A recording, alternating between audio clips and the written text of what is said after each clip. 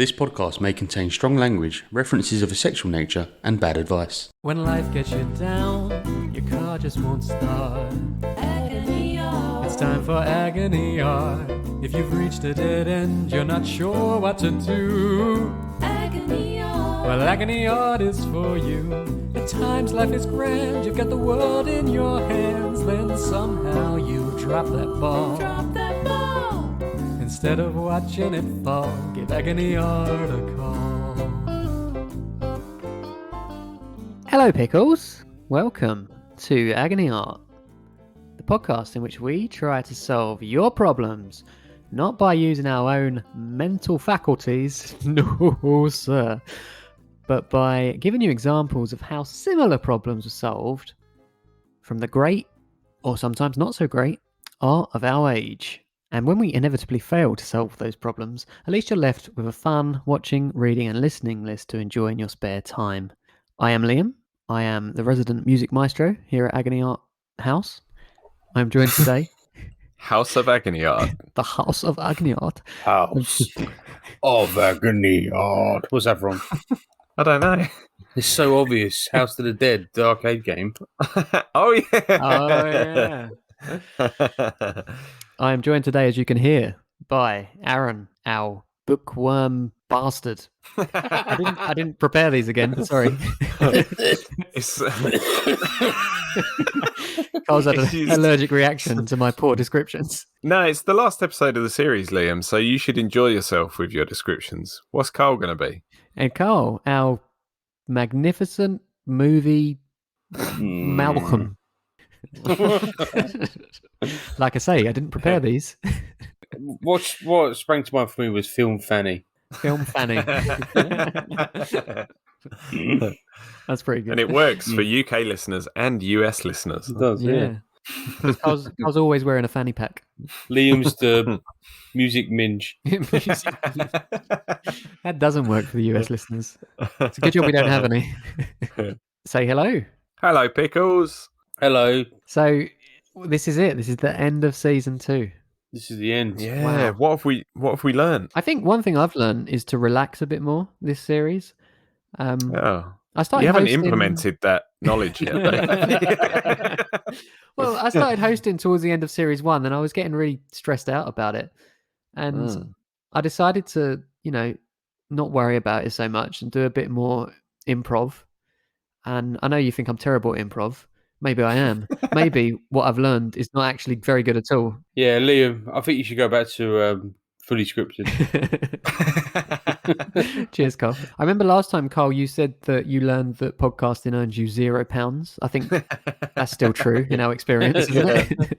Remains relevant. Well, to be fair, we've learned this series that we're going to have to make about 300 episodes before we can make any money from this podcast. So...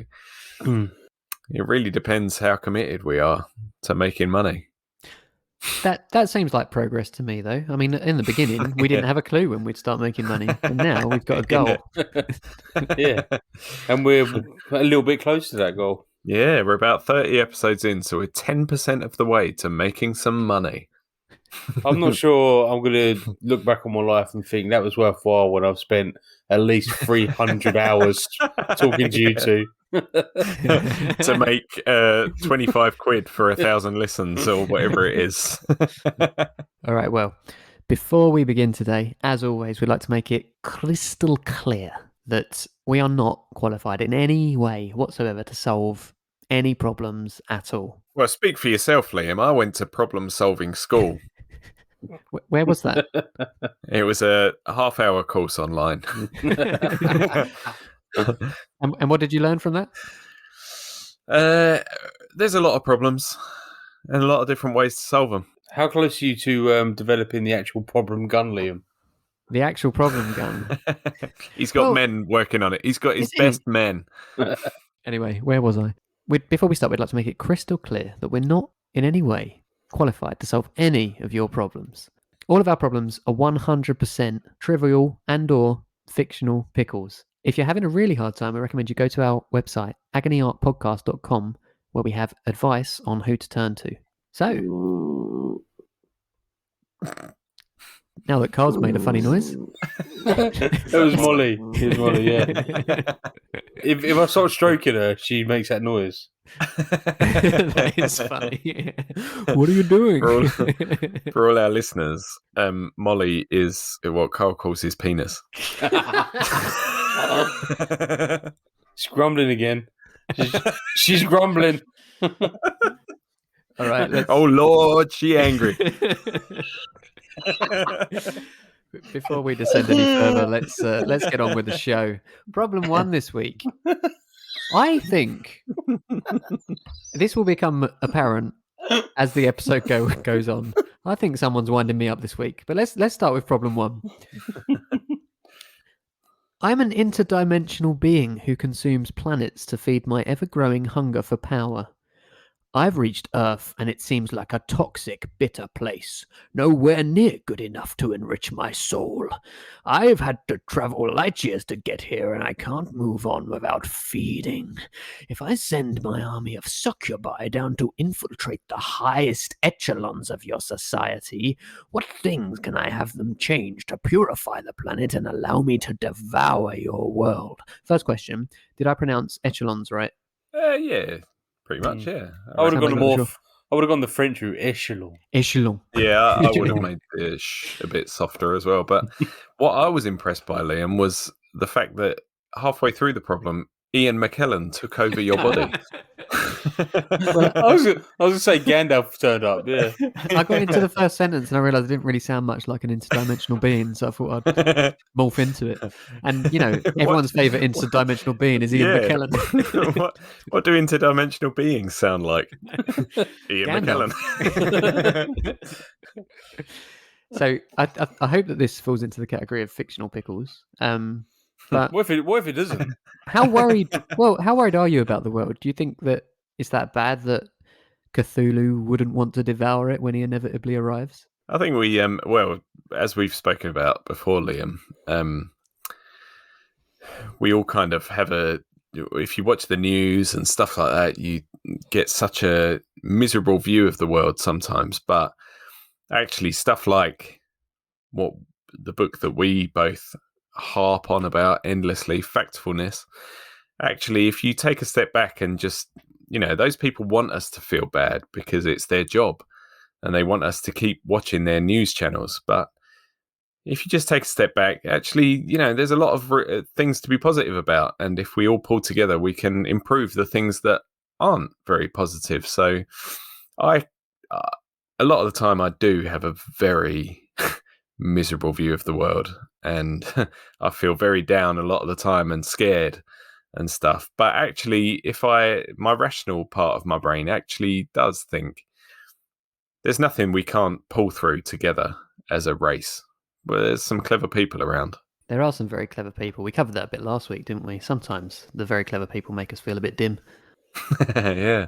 If you two were made king of the world, what would be the first rules that you implemented?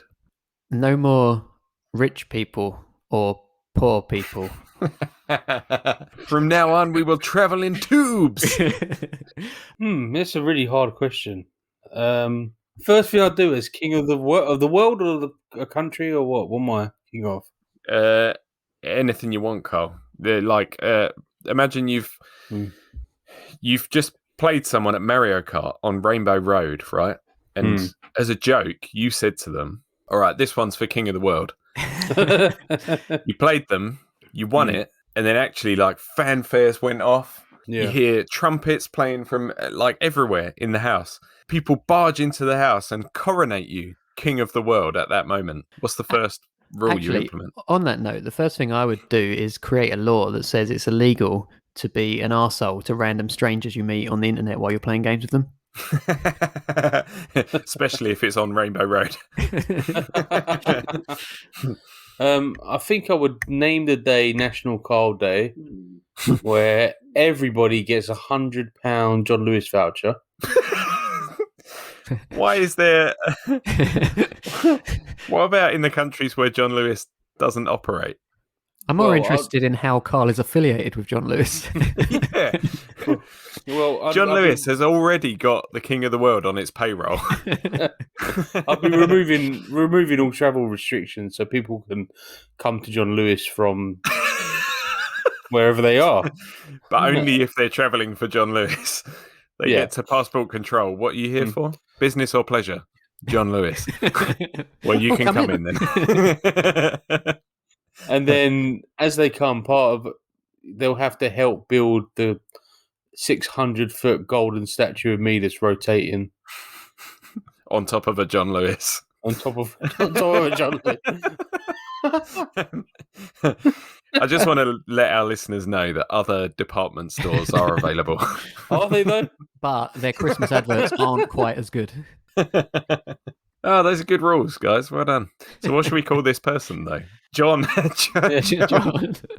John.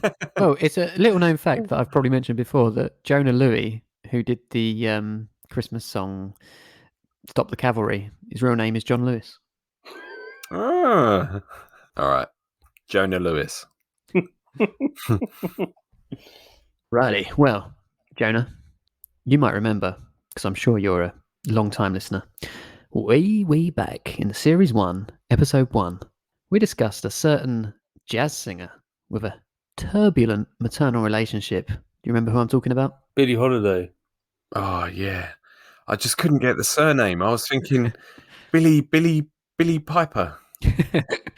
That's right. I'm talking about Do You Have a Girlfriend by Billie Piper. No, we're going to talk about Billie Holiday again and a song she recorded in 1939. It was written and composed by a chap called Abel Meeropol. I am so sorry, Abel, who is probably dead if you are listening. How dare you? What if he's not? You've insulted him twice by saying his name wrong and killing him. Yeah. Well, I hope that's how you say your name. Anyway, the song he wrote was called Strange Fruit, and I'm going to be honest, we are at risk of getting a bit serious here. And I say a bit serious, I mean very, very serious. It's the last episode of the series and you're going to drag it down with your seriousness. Well, I wanted to talk about this because it's an amazing song. This is the song I mentioned off air, which is the first song I've used from my 1001 Songs You Must Hear Before You Die. And it's a very important song. He died in 1986. Did he? Well, there you go. Thanks for that, Carl. So he was a high school teacher, and he was moved to write a poem when he saw a picture of two black men being lynched by a crowd of white people in Indiana. And I'm going to quote the opening verse to this. So the poem became a song that was recorded by Billie Holiday, and I'll quote the opening verse because it speaks for itself. It goes, "Southern trees bear a strange fruit, blood on the leaves and blood at the root, black bodies swinging in the southern breeze, strange fruit hanging from the poplar trees." And the lyrics continue in that vein for the whole song. And there's not many songs that I listen to and they really kind of give me quite a chill, but this is definitely one of them. But obviously, such an important message as well. And some people, including the co-founder of Atlantic Records, Amit Ertegun, have referred to it as the beginning of the civil rights movement. And this was way back in 1939. This was before the Second World War. And it was quite controversial. Those lyrics are well powerful, aren't they? Yeah, like I actually, when I was doing the prep for this, I'm not ashamed to say I actually teared up when I was kind of listening to it. There's a really, really good recording on YouTube of Billie Holiday performing it, and it's very, very touching. And yes, it was quite controversial at the time as well. Her record label Columbia and a producer refused to record it because basically it was too hot to handle. They were like, we can't release this. The Southern record shops won't sell it. They won't like it at all. But Columbia did say to her, we'll give you a 1-session release from your contract and you can record it with a different label. So she went to her friend who was at Commodore and said, can I record this with you? And when she demoed it to him, apparently it brought him to tears and he was like, yeah, of course you can. And yeah, radio stations refused to play it. Some concert promoters stopped her from performing it. But despite all that, it did really well and eventually sold over 1 million copies and it became a biggest selling hit. And in 1999, Time magazine named it the best song of the passing century. Wow. So yeah, I'm going to try and bring this back around to a bit of lightheartedness if I can, but I'm not sure how it's going to go. So, of course, you're going to fail miserably at this. We're not equipped for shit like that. We've discussed this before. so of course, we've come a very long way since 1939. I think that's fair to say. But the world isn't perfect. There's still inequality in the world, and I don't think anyone will argue with that. And that's something any interdimensional being is going to need to sort out before the Earth could be considered pure. I think was that good enough to bring it back around to a light-hearted point from one of you, or do I need to carry on for a bit? No, that was all right. Yeah, because we know that when you get going, you can go for 20 minutes. So we should probably stop you anyway. I've never heard it though. I'm going to listen to that song, Liam. Yeah, you did a good job there. Mine is going to be completely light-hearted, Liam. So even if you didn't do a good job of bringing it back to light-heartedness, at least mine is, lightweight and doesn't deal with the heavy issues that yours did. So, we're equipped for lightweight, aren't we? That's pretty much all we're equipped for. Mine is The Humans by Matt Haig. And a lot like you, Jonah Lewis, this story tells us about a being who doesn't come from Earth.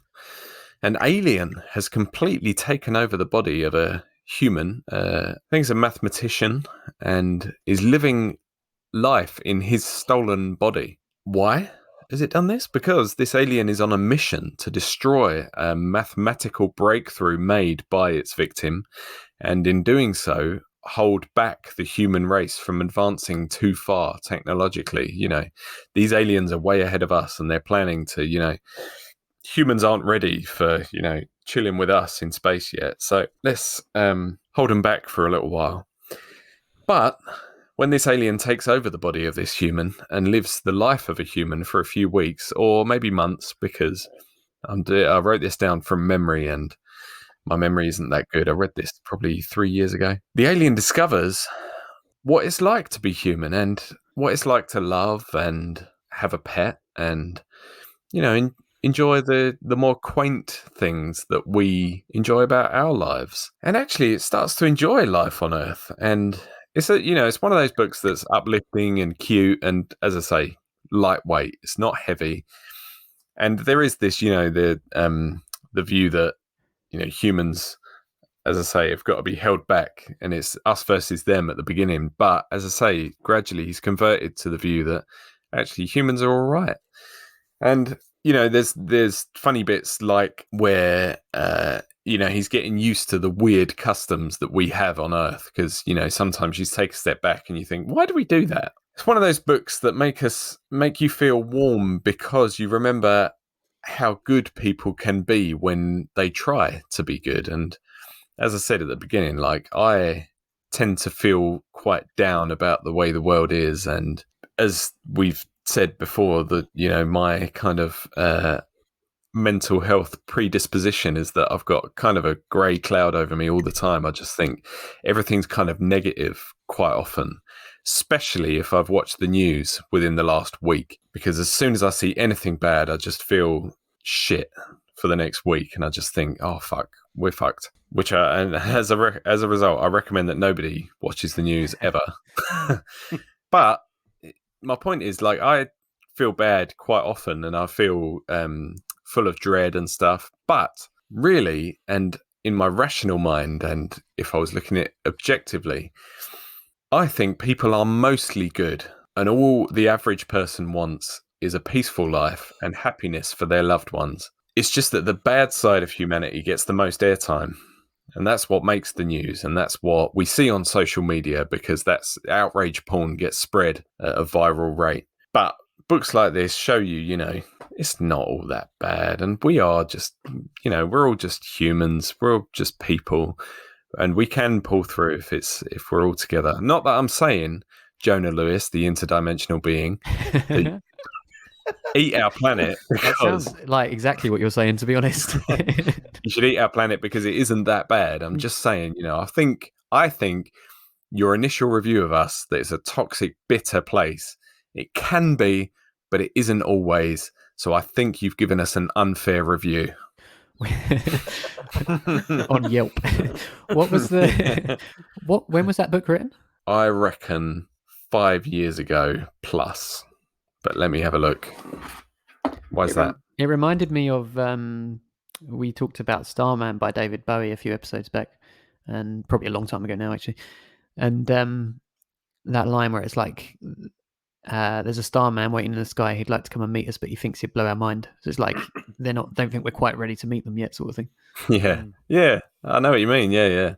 This is 2013. It looks like, so 8 years ago. Have you heard of the anthill mob from Wacky Races? Yep. Yeah. Have you heard of Penelope Pitstop? I can't remember if it's called a philosophy or a paradox or whatever, but the idea is that there are things out there that are way beyond us. And so when people ask why they haven't made contact, it's the same as asking, why don't you stop to say hello to an ant? Yeah. When you walk past it. I understand that in principle, but there are ants that have seen humans. And they say, they're so rude. Like, they just walk straight past. They never say hello to us. Hello. All those ants. And we can't even hear them, but they're walking around at our feet going, hello.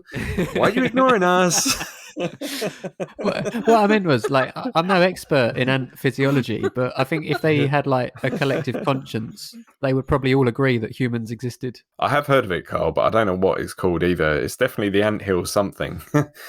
But not mob. Not mob. I think what proponents of that view would argue is that when ants look at us, they don't understand what they're looking at, and it would be the same with us. Like, if we saw these aliens, we wouldn't understand what we were looking at either.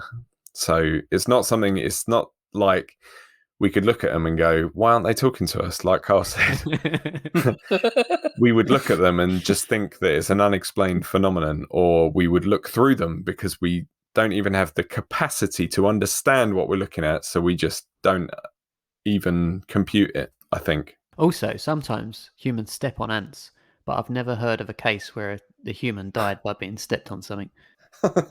Well, that's because the government are covering it up. It all happened in Roswell. I don't think the suggestion, Liam, is that they're there. We just can't see them. No, the suggestion, I'm pretty sure the suggestion is we are ants and they are humans. Liam's taken this completely literally. He really doesn't like it at all, does he? Yeah. We are literally ants. And we don't even realise it. I've seen like some memes on Twitter and stuff where like it's got a giant interdimensional being trying to consume the Earth, and then scientists get involved and like these really clever people and say stuff like, "Oh well, like theoretically speaking, it will take them 200,000 years to open and close their mouth, so we've got plenty of time. Don't worry about it." Like, I imagine that a being that size as well would have a gravitational pull. So even as it was approaching the Earth, we would know about it because we'd be like, "Fuck, we're moving." Oh Lord, we moving. We spinning. Yeah. No, luckily I watched a film the other day that's going to help me out. And I don't know if you've seen it, but it's a very, very good film. 2011's Attack the Block, starring John Boyega. Yes. I've always wanted to see this, but I never saw it. Yeah. Directed by... It was really good. Directed by friend of a friend of the show. Directed by Joe Cornish, who's a friend of Adam Buxton. Oh, yeah. Who's not really a friend of the show, but sure. He's probably been mentioned 17 times. Yeah, that's true, yeah. Yeah, it's a really good film, isn't it, Carl? It's a really good film, and it's a very interesting film because I actually watched it with my father-in-law and wife, and me and my wife saw it at the cinema in 2011, so we knew we liked it. I kind of forgot some of the more harder themes in it. So my father-in-law's first take on it was, John Boyega's playing a really stereotypical character here because he's young hoodlum on a council estate and he's mugging Doctor Who, Jodie Whittaker. Is she in it? She's in it, yeah. Oh, wow. Didn't know that. But whilst the film does go along those lines for a little while, like it's just a gang of kids. It's quite funny. It's very funny, actually. You don't endear to them because they're trying to mug people. But then aliens plummet to the Earth and they kill the first one they see. and he's like, I'm going to murk it. And Moses, John Boyega, kills it and like starts showing people, look, I killed an alien. And so you're still like, fucking hell, these guys are pricks. But then as more aliens come, it turns out they killed a female, and the male ones have come to, they want to mate with a female, but the female is now dead. And Moses is now covered in pheromones, so all the male aliens want to kill him. And so they're running around the block, trying to escape the aliens, trying to kill them when they can with fireworks and whatnot. It's pretty gruesome as well, like people's heads get bitten off and stuff like that. It's a bit Shaun of the Dead-y, and I think Joe Cornish was involved in a lot of Edgar Wright, or Edgar Wright was involved in, or they're all friends or whatever. But so there's a lot of similarities. Film kind of culminates in the kids they realise that the male aliens are trying to eat or trying to get to the female alien. They think Moses is the female alien. He's covered in pheromones. That's why they're all trying to attack him specifically. So he devised a plan to save the block and blow all the male aliens up so that they all get killed. But the reason I bring up the stereotype and all that is because Sam, who gets mugged earlier on, she links up with the gang of kids by chance, and firstly she wants to chuck them out of a flat. She doesn't want to know, but then they kind of start helping and saving her, and she saves them, and she realizes that they're not all that bad. And actually she goes to Moses's flat, and there's a really sad thing where he's got like a kid's duvet, and she's like, oh, do you have a little brother? And he's like, no. Do you live here with anyone? Goes, no, my uncle comes sometimes.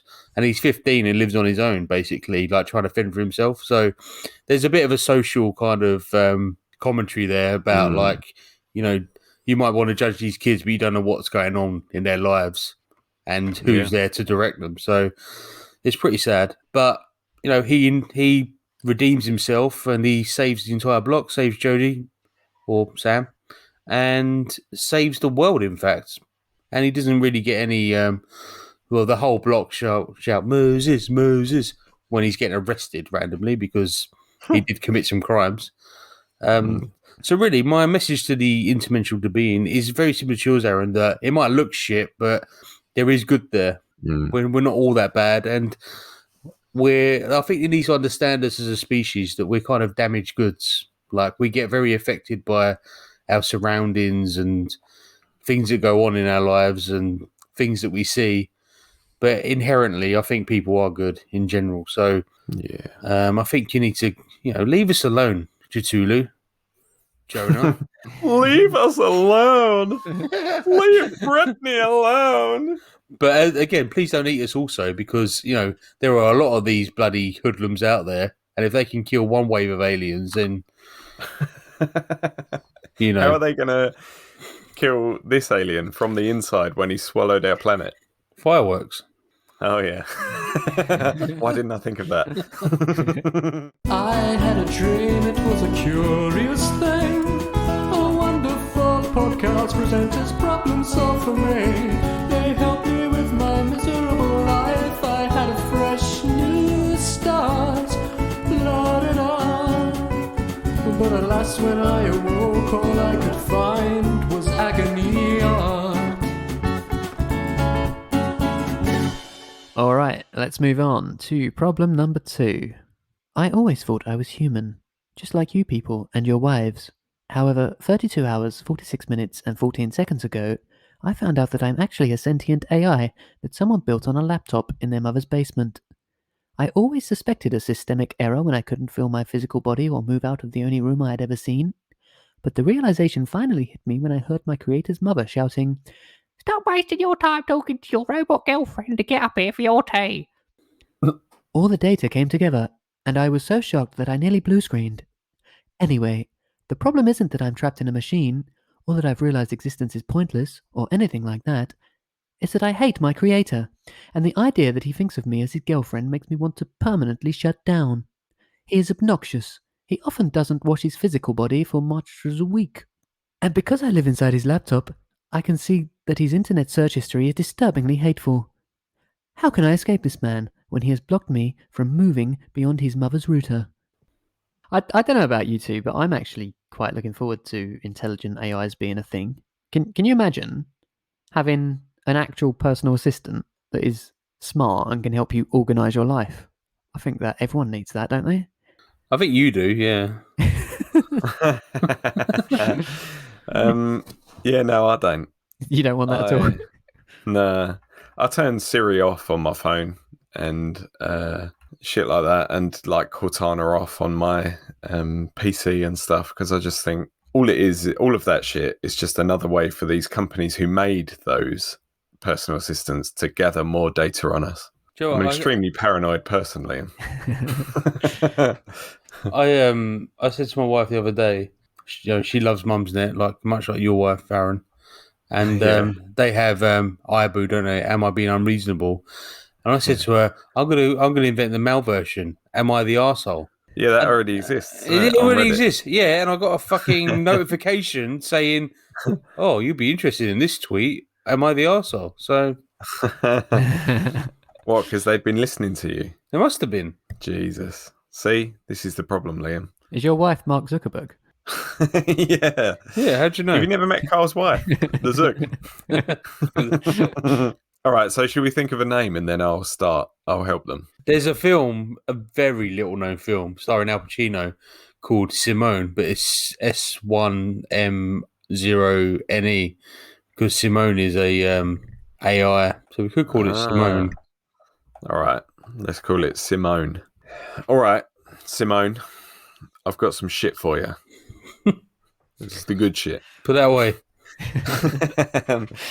Now, obviously, what I should have done is never speak about Frankenstein until this episode, because that would have been perfect for this. It's literally about someone who creates a new being and then the being hates his creator. But I can't do that. Well, that is true, but the difference is the creator wants nothing to do with it. Yeah, the creator runs away, doesn't he? But shut the fuck up, Liam. I only said that because I read it the other month.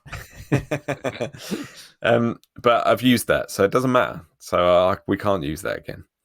What I'm going to talk about is A Clockwork Orange by Anthony Burgess. What a great film. A hugely popular film, hugely popular book.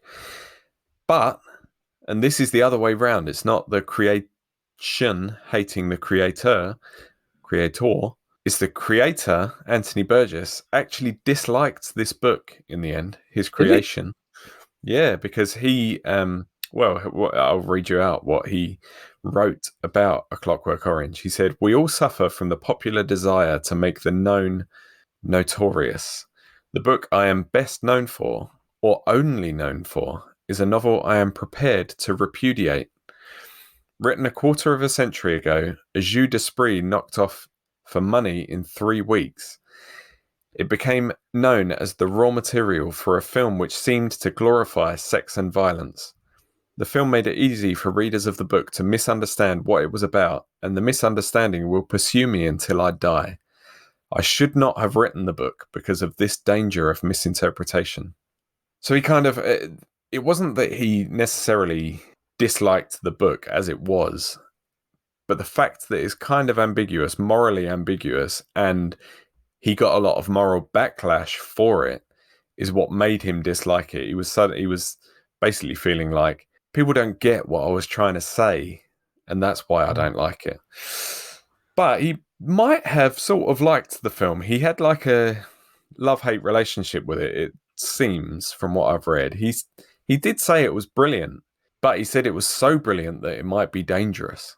And Stanley Kubrick has he uses source material, but he has no problem going away from it and doing something that the person that made that source material doesn't like. Like he's obviously The Shining is the biggest example of that, where Stephen King hated it so much he made his own film that ended up shit.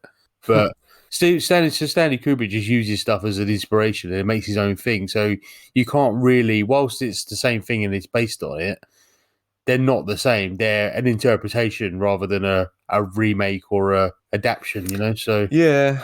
And as an artist, you can understand that because I was reading about Stanley Kubrick the other day and about how he was just a massive control freak. Like he wanted control over every little thing when he was making a film, obviously because he really cared about his artistic vision, what he saw was the best way to do this.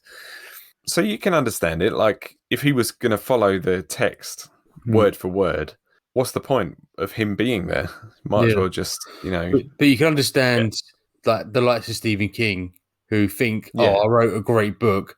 Why do you need to change it? Getting pissed off. Like, it's egotistic. It's two egos battling against each other, isn't it? Like, yeah, absolutely. And you as an author whose book had kind of been butchered from your point of view, you might feel better if you got a huge payout from it.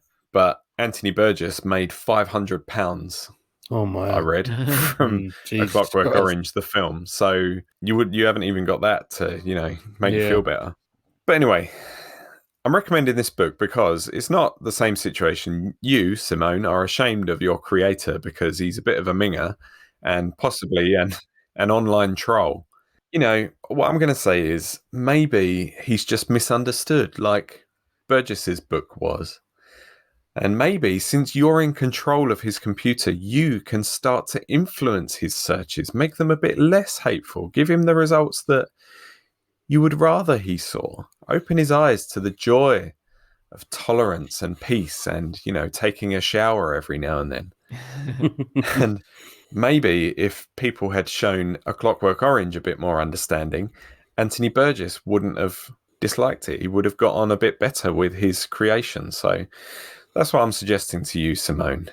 I think I've read it. Has it got a glass of milk on the front cover? Yes. Yeah, I've read it. Is that the only thing you remember from it? The glass of milk on the cover? I remember finding it very difficult to read because he's like the futuristic. Yeah, it's like a whole language that he's made up. Quasi Shakespearean, modern. Yeah.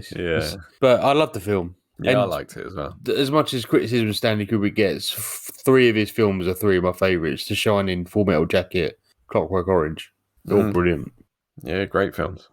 So, are you both fans of the Terminator series of films? I wouldn't say a fan. I've seen them. Yeah. I think I'm a fan of 1 and 2, basically. Yeah. 3 is normal people, the one with the female Terminator, isn't it? Yeah, Christina Loken. Yeah. Which I think I might have seen at the cinema. Did it come out when we were kids? Yeah, we were like year 9, maybe year 9 or 10. Okay, yeah. Yeah. So I might have seen that one at the cinema, but I didn't think that was great. And then they've just got progressively worse from there, haven't they? They've just slid downhill. I'm in the same boat. 1 and 2 are brilliant. 3 I don't mind. They're on the whole watchable, but anything like that is pretty shit. But the whole premise is artificial intelligence becoming self-aware at a certain time. And number 1 is set in the 80s. They're set in real time. And you don't know anything about it at number 1. It's kind of like something is trying to kill some woman. But the background is that Sarah Connor is going to give birth to the leader of the resistance that is able to take down the machines in the future. So they send a machine back to kill her before she has the leader of resistance, John Connor. And the humans send back a protector, Carl Reese, to protect her and try and kill this machine. I've always had a trouble, when you start thinking about time travel and how it affects the future, I've always had a problem with Terminator because the two scenarios are, if you're in the future and you're seeing the impact of what happens to what you do in the past, then why don't you just keep chucking Terminators back until you get the job done? Or if what happens in the past doesn't affect your future, why do you give a shit anyway about an alternate timeline? Well, the problem is that, what's it called? It might be the granddad paradox where, you can't, time travel can't be possible because you could go back and kill your granddad and then you could never exist. Yeah. And then you would never have time traveled to do that. Depends when you kill him, though, doesn't it? Yeah, that's true. Yeah. But the point is that, surely whatever they're doing in the future, what they've done in the past, what they've sent the Terminator back to do has already happened. So John Connor wouldn't be alive to beat them at that point. So they've already failed if he is alive. Yeah, so why bother doing it in the first place? Yeah, they can chuck as many Terminators back as possible. Yeah. But the fact is that it didn't work because he is alive. Yeah, it's true. It's a bit of a headache, so you kind of have to avoid it when watching these films. So in the set, Sarah and Kyle manage to overcome. Well, Kyle gets killed, but Sarah kills the Terminator, crushes it in a hydraulic press. Kyle dies, but he impregnates Sarah before he dies, luckily, to create John Connor. And in Terminator 2, it starts with John Connor as a boy, like a teenager. Again, a Terminator comes back to kill him directly, but it's a liquid Terminator. It's a new one, the T-1000. And a Terminator comes back to protect him this time. And I don't know, like, this is 1992, and I don't know if you remember this scene, but there's a scene where the two Terminators meet for the first time, and John Connor's in the middle, and you first see the non-metal Terminator, the Arnold Schwarzenegger Terminator, protect John Connor. He goes, "Good down." And I wonder if at the time they didn't know that he was going to be a good guy, because that would be such a great surprise. Like that I am your father moment. Yeah, exactly. So anyway, where am I going with this? So with the Terminator on the side of the humans in the second one, he explains what the fuck's going on. And he says, basically, this guy, Miles Dyson, creates a computer chip, which is ironically based on the first Terminator that come back to kill Sarah Connor. So the Terminator coming back allows Terminator to be made in the first place. So there's another kind of paradox.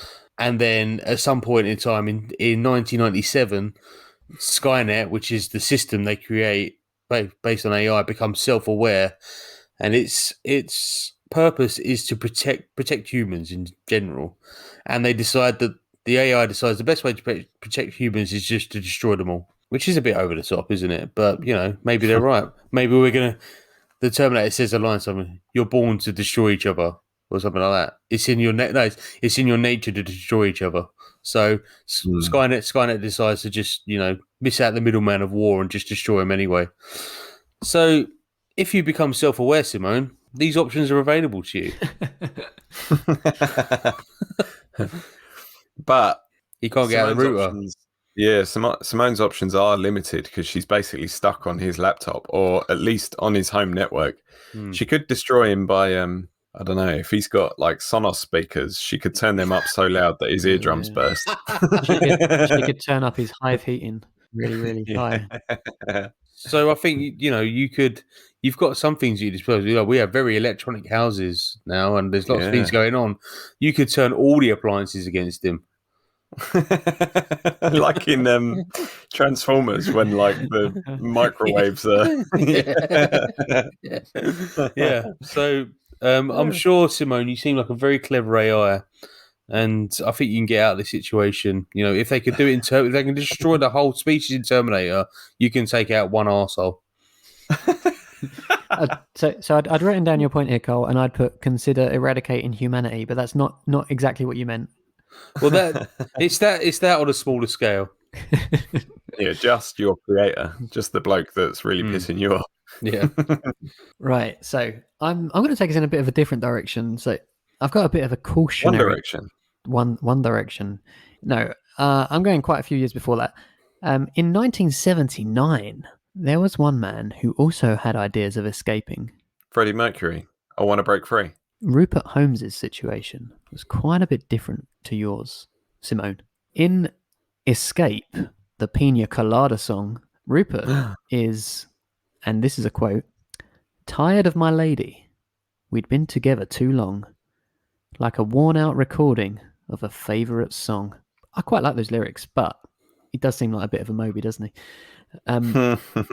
Anyway, so he's basically fed up with his wife, and he sounds like he doesn't really want to be with her anymore. And he's reading the paper one day, and he finds a personal ad in there. And I think we all know what that personal ad says, do we? If you like pina coladas and getting caught in the rain, let's get on a train and go to Spain. But not when it's raining. I was fully expecting Carl to join in, but it sounds like you don't know the song. My favourite bit is, "If you like making love at midnight in the cool summer rain in the dunes by the Cape." Yeah, I do know it.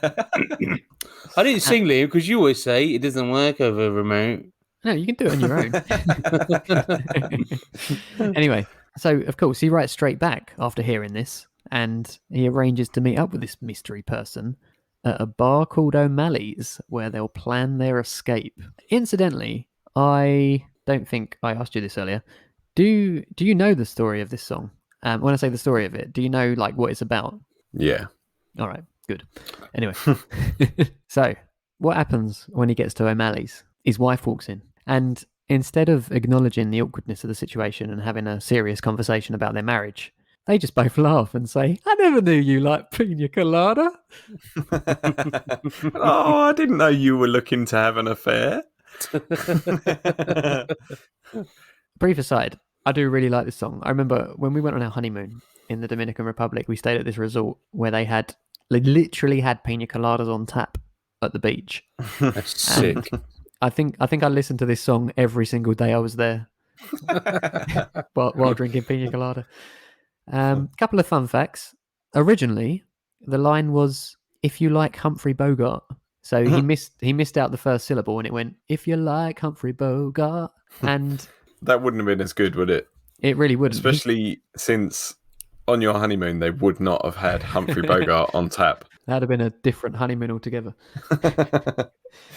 He said, Rupert Holmes, not Humphrey Bogart, said in an interview with songfacts.com in 2003, he said, "As I was getting on mic, I thought to myself, I've done so many movie references to Bogart and widescreen cinema on my earlier albums. Maybe I shouldn't do one here."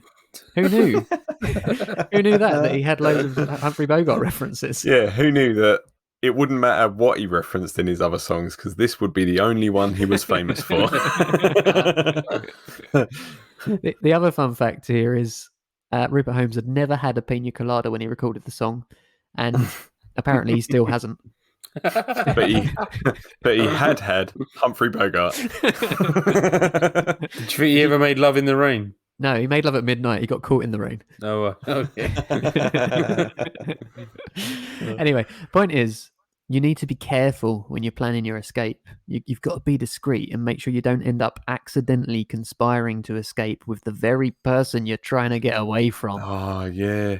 She goes, "I'm going to download myself to your iPad." And it's some other bloke she's been speaking to, and then she downloads to the iPad and he turns the camera on and it's him. No! This is such a big reach. I'm sorry. This is unbelievable. No, that's my advice. It comes from the song, you know? You've got to be careful. If you're trying to escape from someone... Oh, my God. Like you on your honeymoon, Liam, though, I get this in my head quite often. And in my head, I sing, "If you're a Hadron Collider..."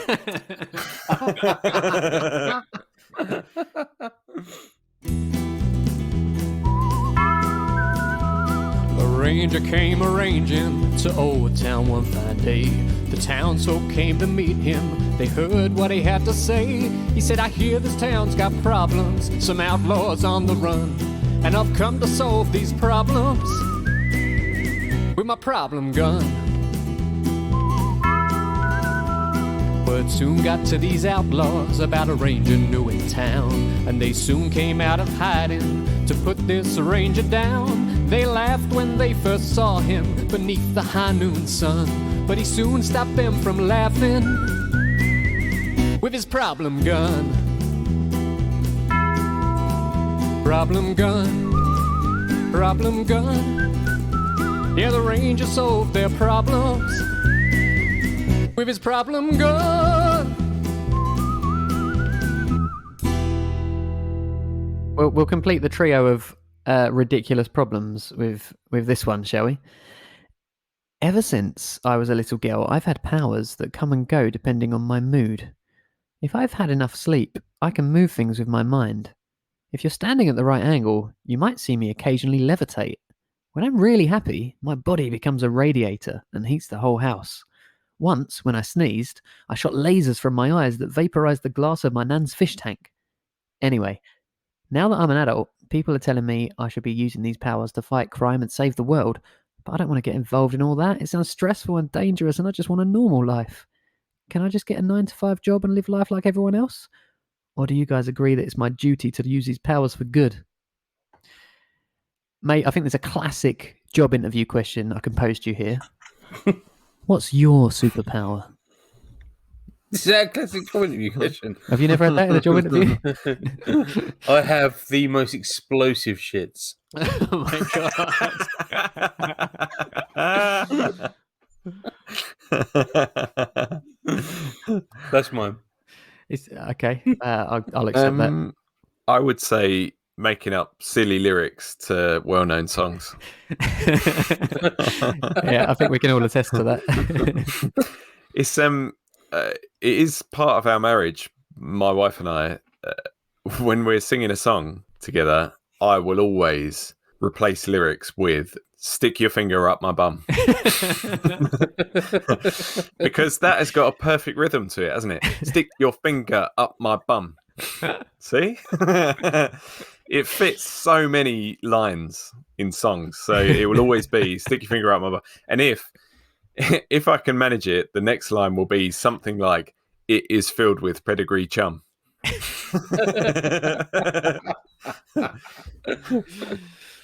So that's my superpower. Well, I wasn't expecting those two superpowers, but I'm glad you shared them. What's yours, Liam? Well, if I don't have any reason to get out of bed, I can stay in bed and stay asleep for a really, really long time. Like, I basically just hibernate until like someone like nudges me and says, "Come on, get up, you idiot." That's my wife's superpower as well. She can sleep for England. But I've had this debate with her many times. Don't you feel like it's a waste of life, Liam, when you're just sleeping? Because I just want to be doing stuff.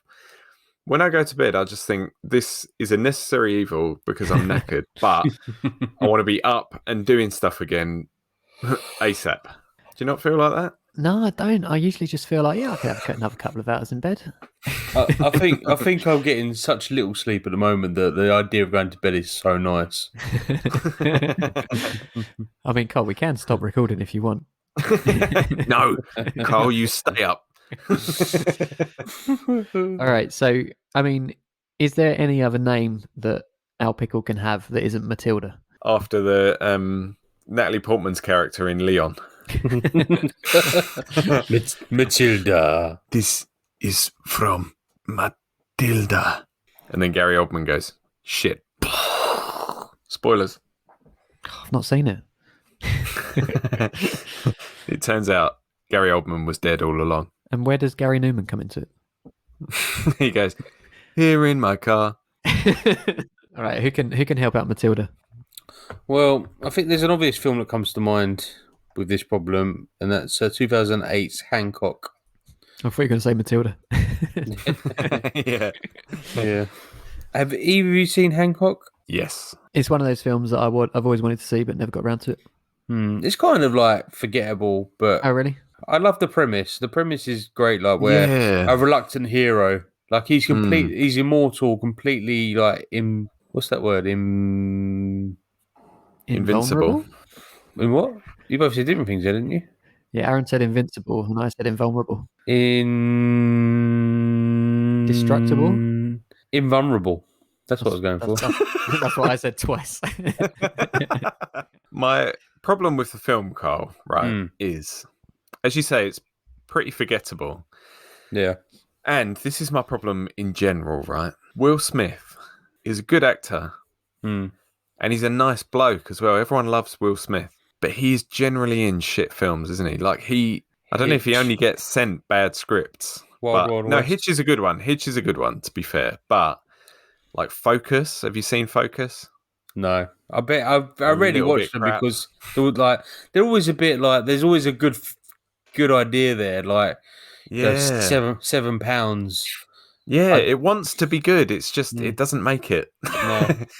Doesn't make it across the finish line. And I think Hancock is one of them. As you say, it's a great premise. And it's got Charlize Theron in it as well, which, as I said on a previous episode, probably a week or two ago, fucking love Charlize Theron. I do as well. But do you know who I don't like? Jason Bateman. Oh, I love Jason Bateman. And we've discussed this before because I love Arrested Development and you just couldn't get on with it because of Jason Bateman. But it's brilliant. Yeah, can't. For you, Liam, who's not seen it, the premise is that he's a invulnerable superhero, but he's an alcoholic. He's a laughing stock, he always fucks it up when he tries to save people, and that kind of is a self-fulfilling prophecy. Like, he doesn't feel appreciated, so he's an alcoholic, but when he tries to do good things, he doesn't because he's an alcoholic. So I've always liked that idea of, like, imagine having the tools to save the world but not being able to, or being reluctant to, you know. The public hate him because he causes more damage and hurts more people than he saves because of his kind of drunken stupid he's in when he's doing his heroic things. And he meets this guy, Ray. He saves Ray, actually, played by Jason Bateman, who's a public relations guy, and he's convinced that all Hancock needs is a little PR boost, you know, a little change in his marketing. So he gets a new suit, he shaves, he looks a bit better. Oh, this is what I do remember about the film, is when he shaves with his fingernails. He just like scrapes off his... I would love to be able to do that. I hate shaving. Would you though? Because like if you had an itch and you scratched it and your fingernails were as sharp as razor blades, you would be constantly cutting yourself, wouldn't you? Oh, fuck, I've done it again. That's true, actually. Very true. So, like, for some of the stuff he does, like, Ray says, why don't you apologise for what you've done and, like, take yourself off to prison for a little while? You know, show the public that you do care. And so he does that. And there is a great bit in it where the basketball goes over the prison fence and Hancock, like, flies out, grabs the ball and comes back again. And, you know, the film just, it's not great. But there's a kind of redemption story there where that tells you if you've got powers, you should really use them for the greater good. And I think Hancock realizes that in the end. Ray helps him, and he helps Ray by putting like an advert for Ray's businesses on the moon. So, you know, think of the good things you can do. And also, I don't think Matilda, you don't have to do the dirty stuff and fight crime. There's a lot of good you can do in the world with superhuman powers. So I would if you feel like you don't owe the world anything, then, you know, do what you can do to make it a better place. That's I think that's a really nice message there, Carl. That's pretty similar to what I was going to suggest as well. So I'm not going to. Oh, I bet it is. Yeah. So, Matilda, I know you don't want the hassle of being a hero, but I think what you need to consider here are the possibilities of what might happen if you don't use your powers. So I'm actually going a little bit of a different direction, but a similar sort of thing. I know what it's going to be. Someone's going to sing to you, I need a hero! Ding, ding. I'm holding up for a hero till the end of the night. She's not waiting long, is she? Till the end of the night. Yeah, she's like, as soon as it gets to midnight, that's it. Yeah. So, are either of you familiar at all with the musical Eugenius? No. Oh, to be honest, I wasn't expecting you to say yes. When you say Eugenius, is it you, the word you, space genius? Or is it Eugene, but with an E-S at the end? Exactly. It's EUGENIUS. Exclamation mark. All the best musicals have an exclamation mark at the end of the title. Yeah. Yeah, so Eugenius debuted in 2016 as a concert performance and later transitioned into a full stage show in 2018. And it's co-written by a chap named Chris Wilkins and Ben Adams of A1 fame. Remember A1? Exactly. Right, so I'm going to have to caveat this recap of the plot summary because I watched a recording of this show once in 2020 and I haven't been able to find the plot summary anywhere online, so this is entirely from memory, and I have a notoriously bad memory. But we'll see how it goes. So, Eugenius is about a stereotypical 80s teenager named Eugene. That's why it's called Eugenius. Eugene. It's worth noting that this show is heavily 80s themed, including all the music. And it's, you know, it's really cheesy and stupid and brilliant. A lot of fun. And Eugene enjoys writing stories about a superhero called Tough Man and his nemesis, the evil Lord Hector. One day, a talent scout comes to Eugene's high school, and things escalate quite quickly. Eugene ends up going to Hollywood to make a Tough Man film. And the producer of the film is like this typical 80s executive he's only in it for the money and he's changing everything to make it more appealing to the masses and that sort of thing. And eventually Eugene has enough and he walks out. But then things get a bit interesting when somebody turns up claiming to be the actual evil Lord Hector. And he kills the actor who was playing Lord Hector and replaces him, and nobody knows. They all just think he's like really getting into the role. And then eventually he starts killing other people with lightning bolts that he fires from his fingers. And when he does it, he shouts, "Lightning bolt!" and after he finds out that the tough man there is another actor, he threatens to do something bad, like destroy the world or something like that. I can't remember exactly what it is, if the real tough man doesn't show up. And of course, everyone's like, well, we don't know what to do because tough man's not real. But eventually, and we're getting into spoilers a bit here, but Eugene has a dream. And in his dream, he's informed by Tough Man but he basically has the power of Tough Man inside him all along. And he says something like, "Stop dreaming about me and wake up." But he'd forgotten that. And because he'd forgotten that, he hadn't used his powers. So he then has to come back and sort things out. And in the end, the day is saved and he comes back and he stops the evil Lord Hector. But this is the point I'm making. How many lives could have been spared if Eugene had used his powers from the beginning? How many lives could you, Matilda, be saving with your glass vaporizing abilities? Yeah. You can only really beat criminals with glass shields. What if there's like a mugger with a shard of glass? Once had a mugger and it was a gas. Soon turns out had a shard of glass. What you did remind me of though, Liam, when you were talking about that was Tough Man. Tough Man was what I was thinking of. Because as soon as you said Tough Man, it reminded me of Young Nasty Man, arch rival and nemesis of Wonder Boy. Wonder Boy by Tenacious D. All right, yeah, I'm just going to take over this. So you were done, Liam, weren't you? I was done, yeah. I think I made the point. Good example, Liam. Great.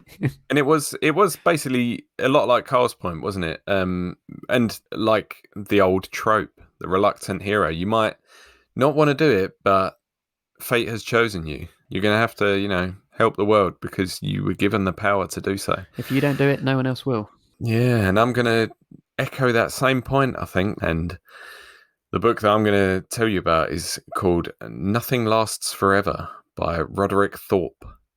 This is a novel that was adapted into... In fact, no, I will. I'll just tell you at the beginning. This was a novel that was adapted into a little-known 1988 film. I think it was like an art house film, or maybe it was like I'm thinking it might have been like a foreign film, a subtitled film that, some people have heard of, but, it's not massive. You might have heard of it.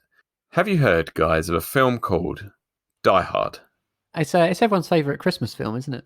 Yes, it was fair. That's there you go. You have... That's Braveheart.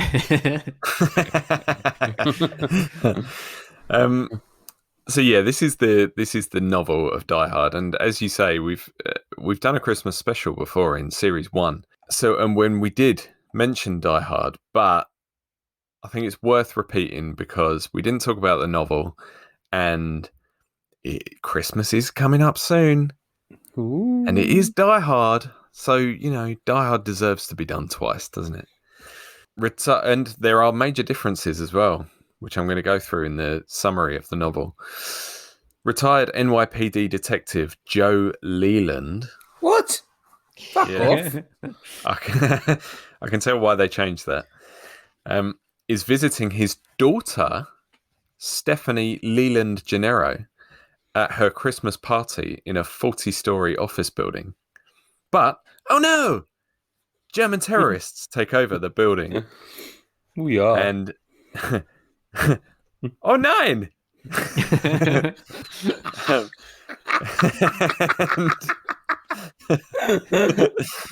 And Joe, although he's retired, has to come out of retirement, whipping out his best NYPD training to bring down the terrorists single-handedly. But he's a maverick. But he's the best we got.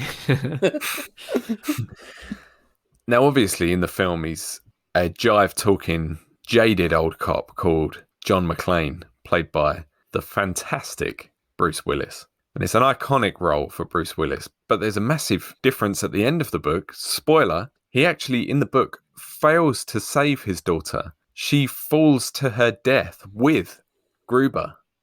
Oh, fuck. Yeah. So obviously there's a lot of differences from the film. So really, I've told you about a totally new thing And it's probably better than Die Hard. But the point is, just like the points that Carl and Liam made, you can definitely just live a normal life like everyone else. But if your life is anything like Joe Leland's or John McClane's or any of the other reluctant heroes of literature and film, eventually trouble always finds them. And in John McClane's case, it has found him 5 times now, hasn't it? Not just trouble of an average person's scale either. John McClane finds himself in terrorist situations, or Die Hard 4 was like cyber terrorism. Cyber terrorism, yeah. Taking over the whole country, not just a building or an airport or... My granddad, who probably was the biggest action film fan ever, had no idea what was going on in Die Hard 4. And I think it got panned, didn't it, by critics? So yeah. People thought it was bad. I didn't think it was terrible. It was getting to the point where it was no longer Die Hard. It was just generic action film. Like, let's drive this car at this helicopter. Yeah. So it was getting to that point. I think Die Hard 5, isn't that where he's saving his son from Russia? That is really bad. Yeah, that's just terrible. And it's like, no wonder they didn't make any more after that, because that was just shit. It would have been such a great trilogy to leave it at 1, 2, and 3, wouldn't it? Yeah, 3 was my absolute favourite. Absolutely brilliant. We've discussed it before, and all the gold in your Fort Knox. Yesterday we are army with no country. Tomorrow we must decide which country we want to buy. And during lockdown in 2020, my wife had no part in it really. I was like, I had to persuade her, we need to do this. We set the PS1 up on our big telly, and we bought the Die Hard trilogy on PS1 on eBay, and it was so good. I mean, it was a terrible game. I was going to say, was it really good? It was really good, yeah. Just such a blast from the past. I mean, did you ever have the Die Hard trilogy? I remember enjoying it when it was out, but I can't imagine it was aged well at all. Die Hard 3 was you're driving around in Samuel L. Jackson's taxi. And oh, really? I don't remember that. Yeah, you've got to beat the time limit again to get to certain points on the map, and you can just run down pedestrians as you're like driving through the city. And if you're doing it in first person mode, you're inside the car. Blood will cover the windscreen, and your windscreen wipers will wipe it away. Oh my god! Yeah.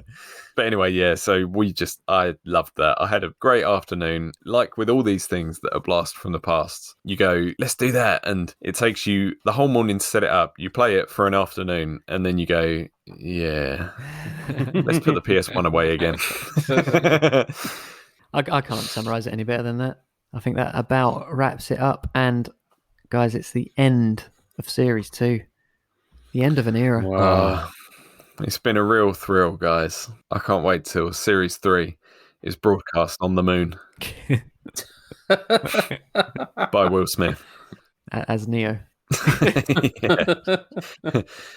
Are we going to do favourite piece of art from the series? Oh, shit. I'm not prepared for that. Are you prepared for that? I think it's going to have to be this episode, because I don't even remember this series. All right. Well, before we wrap up the series completely, Aaron, what is the one piece of art that you'll recommend from this episode? It's hard choice between A Clockwork Orange and Nothing Lasts Forever. I haven't actually read Nothing Lasts Forever, which was the basis for Die Hard, but I know how much I love Die Hard, so that's why it's a hard choice. But given that I have read A Clockwork Orange, I'm going to have to say that one. Clockwork Orange by Anthony Burgess. What about you, Cole? I'm going to say Attack the Block. A very good film. Kind of a sort of an indie-ish film, isn't it? Made in the UK. And Joe Cornish has just announced that there'll be a sequel as well. Oh, really? Is this I remember breaking seeing news? That the other week. Agony Art exclusive. Broken here. Yeah, you phoned Carl up and told him, can you reveal it on your podcast? He told Adam Buxton, who told Aaron. Yeah, Adam Buxton, friend of the show. And by told Aaron, you mean he announced it on his podcast? Yeah, and we listened. All right, I'm going to go with the musical Eugenius. So I don't know. It's not on the West End at the moment. I don't know if it'll ever be coming back. If it does, I'll definitely go and see it again. But if you aren't able to go and see it, then at the very least listen to Go Eugenius on Spotify. That's, as we've already established, Eugenius, Eugenius, which is the closing song of the musical, I want to say, and it's an absolute banger. It has its own dance moves. I can't talk. I've stopped. My brain has clocked off already. It has its own dance moves as well. So if you can find a video of them performing it online, you'll see what I mean. It's very easy to dance along with if you want to. You don't even have to stand up. You'll find a video of Liam doing them on our Instagram page. Talking of dance moves, until I met my wife, I didn't know. I went for 24 years of my life not knowing that Saturday Night by Wigfield has its own dance moves. I never knew that. What? Are you joking? This same thing happened to me. I don't know if it was my wedding. It definitely happened at my wedding, but I don't know if it had happened at a wedding before that, when everyone just started doing this dance, and I was like, when did everyone learn this? What is this? What, to Saturday Night? Yeah. You are both absolute morons. Where were you in 1994? I wasn't on a dance floor, clearly. All right, well, that's all we have time for today and for this series. Do check out the episode notes on agonyartpodcast.com to find links to all the media we mentioned today and all the other episodes of this series, and for a link to the Agony Art Spotify playlists where you can listen to all of the songs. If you have a problem you'd like us to attempt to solve next series, assuming there is one, you can reach out to us on our group Instagram and Twitter accounts. That's at Agony Art Podcast, or on the submissions page on our website. I would like to thank our resident Agony Aunts for their contributions this week and this series. Thank you, Aaron, and thank you, Carl. Thank you, guys. Thank you, Pickles. I think Carl might be ready for bed. No. Well, do you want something more lively? Should I go? Shooby-dooby-doop-doop-doop. Wow. If you can splice that so we're all in time, that'd be great. Yeah, well, yeah. And thank you, dear listener, for listening. We'll be back next series. We will be back. That's it. I've announced it now. We will be back with next series with more problems. Next week. It's not next week, but we will be back next series. It's like in end of a James Bond film where it says Bond will be back. It's like, yeah, we know. Agony Art will return. But who's going to play us in the next series? Hopefully someone more competent. We'll have more Daniel problems. Craig will be playing all three of us next series. I think Daniel Craig for you, Aaron. Daniel Radcliffe for you, Liam. And I need a Daniel for me. San for Carl from Karate Kid. I was thinking Daniel Day-Lewis because he would live as Carl for a few years first. Yes. It would be like Carl never left if Daniel Day-Lewis did it. Not even my wife will know. She's been living with Daniel Day-Lewis for the past 5 years. She didn't even know it. So catch us next series where we'll be muddling our way through more problems and providing you with more entertainment to check out. And we will see you then. Goodbye. Bye. Bye. But I'd suggest keep it light, cause their advice can be shite, and they won't be held liable. Oh no, not at all, not here at Agony Art. Agony Art.